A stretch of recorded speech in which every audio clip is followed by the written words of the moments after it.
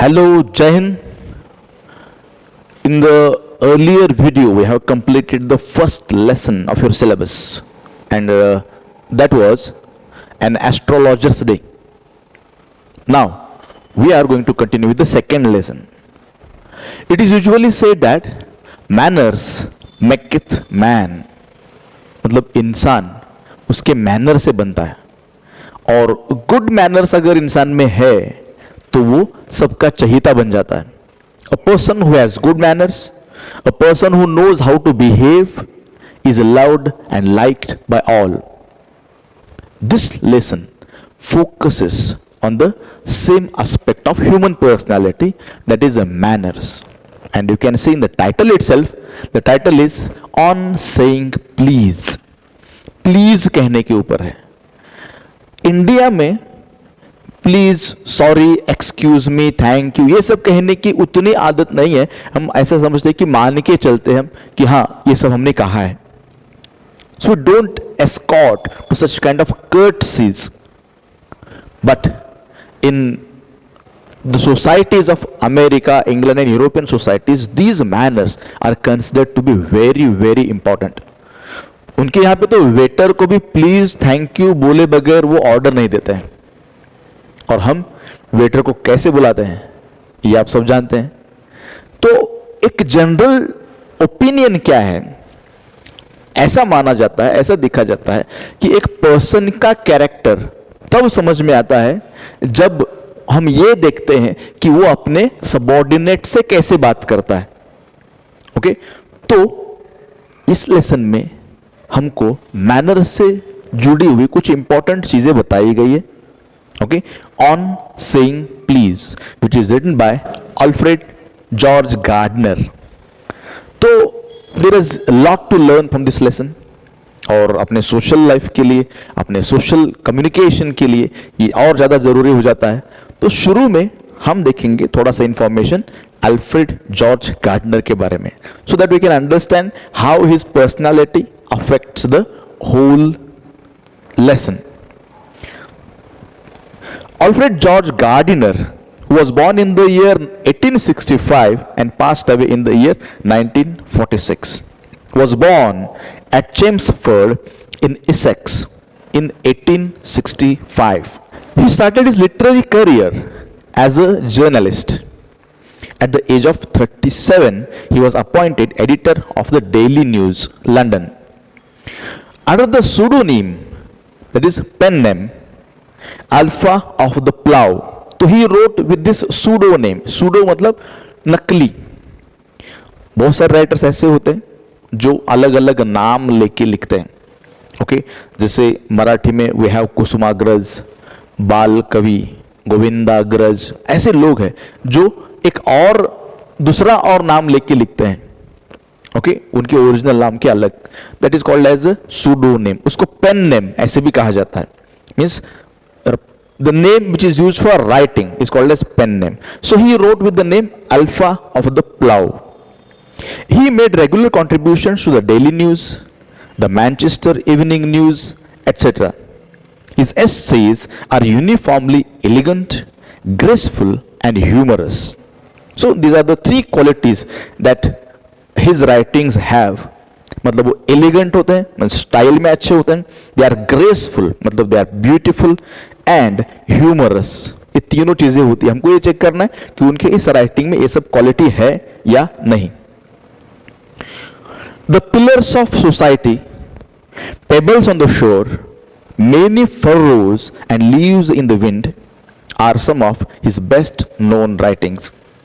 His uniqueness lies in his ability to teach the basic truths of life in an easy and amusing manner. He raised the question of morality in everyday life.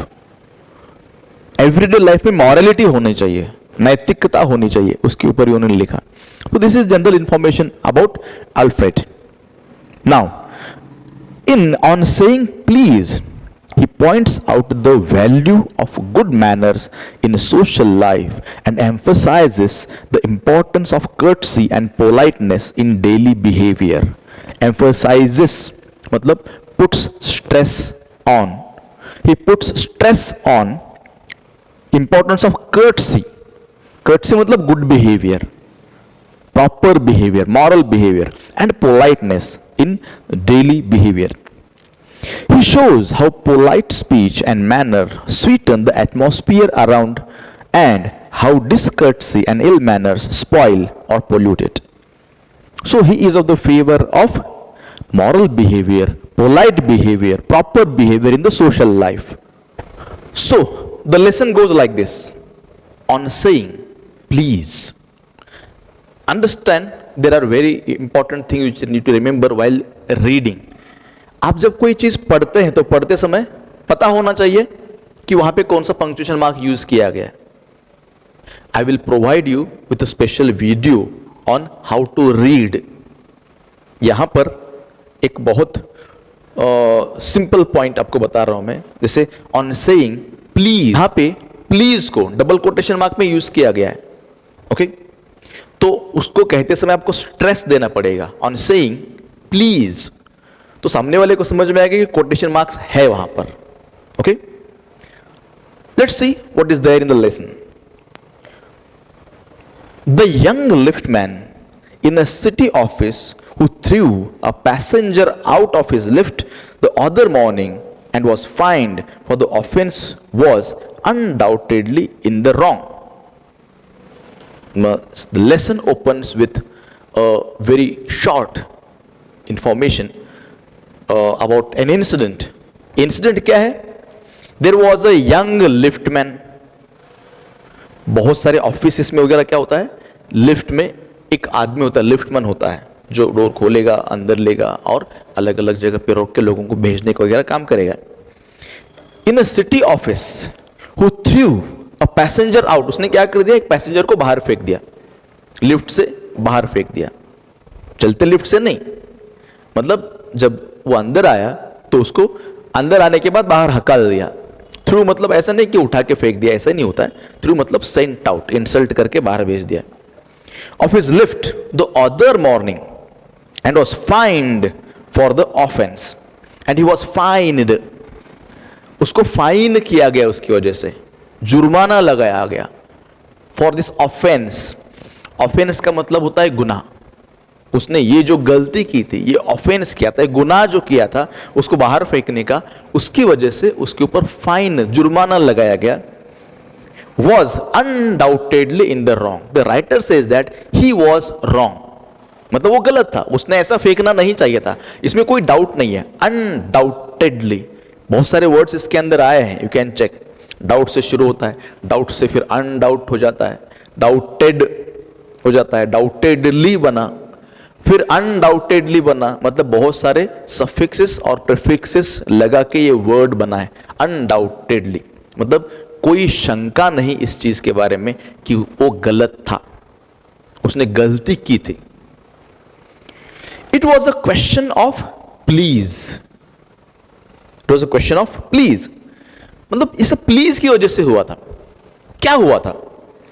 The complainant entering the lift. Complainant, complainant मतलब person who makes complains. तो complain किसने किया था? जिसको बाहर फेंका गया था, उसने कंप्लेन की थी, उसकी वजह से लिफ्टमैन को जुर्माना हुआ था. The complainant entering the lift said top. Means as soon as the person entered the lift he said top. मतलब मुझे टॉप पे ले चलो, सबसे ऊपर वाले फ्लोर पे लेके चलो. The liftman demanded top please. जबकि what the liftman wanted, he demanded. उसने कहा कि डोंट से सो रूडली, ऐसा मत बोलो. अब क्या बोलो? टॉप प्लीज, ऐसा बोलो. मीन्स आप मुझे प्लीज बोलो, ऐसा होता है. ऐसा उसने बोला, उसने रिक्वेस्ट किया. अब लिफ्टमैन तो वहां पे काम करता था और वो आदमी, वो ऑफिसर होगा, कोई भी हो सकता है, लेकिन वो लिफ्टमैन ने बोला कि आप मुझे प्लीज बोल के बात करो. इमेजिन इन इंडियन सिचुएशन, अगर कोई नौकर इंडिया में अपने मालिक से बोलता है प्लीज बोलो आप, मालिक ने बोला पानी लेके आ, नौकर ने बोला प्लीज बोलो, तो क्या होगा? उसकी नौकरी रहेगी कि जाएगी? बोल नहीं सकते. पर और भी बहुत सारे असर हो सकते हैं। तो अपने यहां ये चीज मानी नहीं जाती, कर्टसी वगैरह मानी नहीं जाती, लेकिन वहां पर उसने बोला, प्लीज कहने के लिए कहा। The liftman demanded, top please, and this concession being refused, this concession, अब देख कंसेशन जो वर्ड है ना, I request you to go through the dictionary, और उसमें कंसेशन के बहुत सारे मीनिंग्स आप ढूंढ के निकालो, कंसेशन के क्या क्या मीनिंग है। ओके, यहां पे जो मीनिंग लेना है आपको सेलेक्ट करना पड़ेगा, and the meaning here is privilege, special right. Concession being refused means the person who entered the lift, he did not want to say please.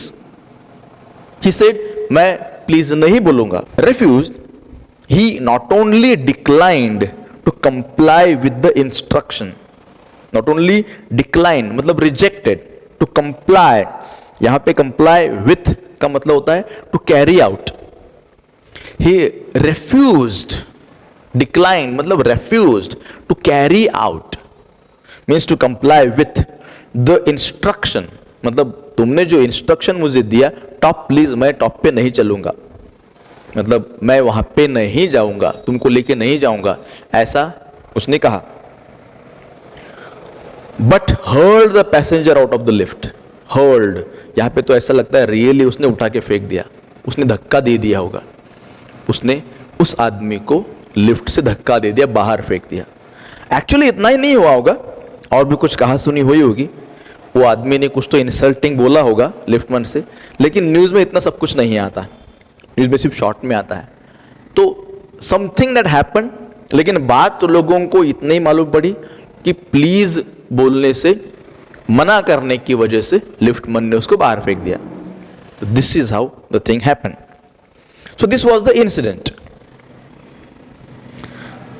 This, of course, was carrying a comment on manner too far. So this, of course, was carrying a comment on manners. मतलब this incident has a message on manner. इसका मतलब वो उठा के फेंकने का जो process है वो भी प्रॉपर नहीं है, ऐसा उसको कहना है। Discourtesy is not a legal offense. What he says? डिसकर्टसी, डिसकर्टसी मतलब improper behaviour, impolite behaviour, meaning यहां पे दिया हुआ है लैक ऑफ कर्टसी, रूडनेस। मतलब अगर आपसे कोई रूडली बात करता है तो this is not a legal offence. If somebody talks to you impolitely, improperly, rudely, ये लीगल ऑफेंस नहीं, मतलब उसके ऊपर आप केस नहीं कर सकते। अगर आपको किसी ने प्लीज नहीं बोला तो आप उसके ऊपर केस नहीं कर सकते। Discourtesy is not a legal offense and it does not excuse assault and battery. It does not excuse, excuse का मतलब होता है does not allow, मतलब यहां पे एग्जैक्ट मीनिंग अगर excuse का हमको लेना है तो हम कह सकते हैं कि ये कोई आप लोगों को परमिशन नहीं देता है। Okay, for assault and battery, assault and battery इसका मतलब एक तो verbal attack and physical attack. Okay, assault मतलब किसी के ऊपर हमला करना, एक तो गाली गलौज करना और हमला करना। अभी सेंटेंस का मीनिंग क्या है एक बार समझ लेते हैं प्रॉपरली, तो एक्सक्यूज का प्रॉपर मीनिंग आपको समझ में आ जाएगा। मतलब अगर आपको किसी ने प्लीज नहीं कहा, इसकी वजह से आप उसके ऊपर हमला करते हैं। अगर आपसे कोई पोलाइट बिहेवियर नहीं करता है, उसकी वजह से अगर आप किसी के ऊपर हमला करते हैं तो ये उसके लिए प्रॉपर रीजन नहीं है, आपकी गलती के लिए ये एक्सक्यूज माना नहीं जाएगा। ओके,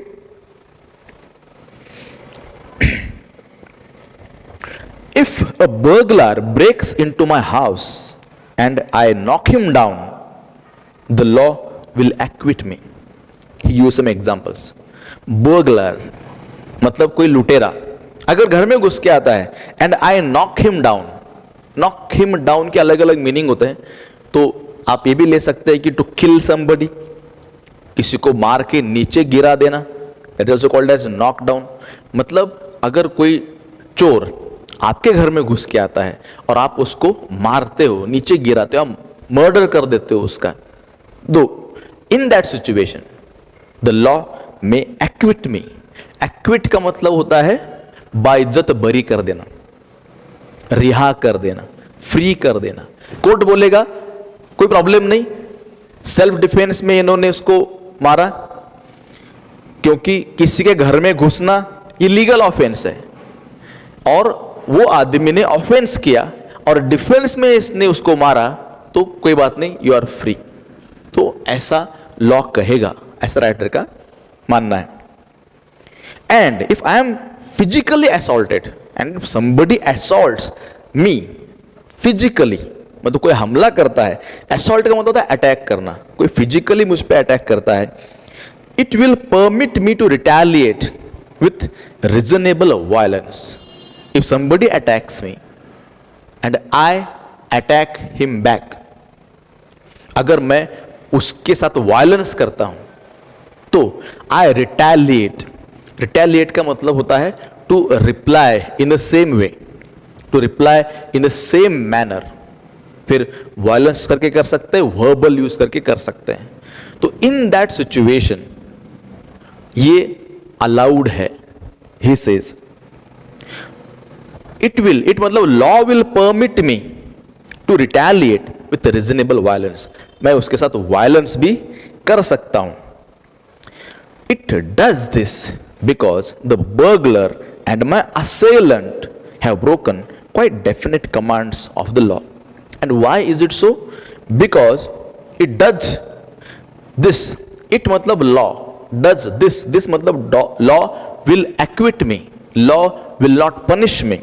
Because the burglar मतलब लुटेरा and my assailant, ये फिर से वर्ड किससे बना? असॉल्ट से, हमला करने वाला, अटैक करने वाला। assailant have broken quite definite commands of the law. उन्होंने लॉ को ब्रेक किया, तो if they break law I can punish them, ऐसा राइटर यहां पे कहता है। But no legal system could attempt to legislate against bad manners.